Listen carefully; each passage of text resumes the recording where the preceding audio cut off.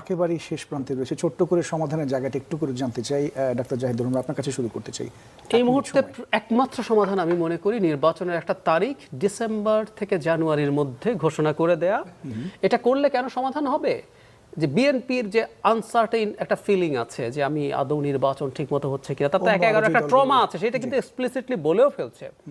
তারপর ইভেন সংস্কারের ক্ষেত্রে আপনি নিশ্চিত থাকুন এটা যদি ফিক্স করা যায় বিএনপির সাথে সংস্কারের নেগোসিয়েশনটাও বেটার হবে।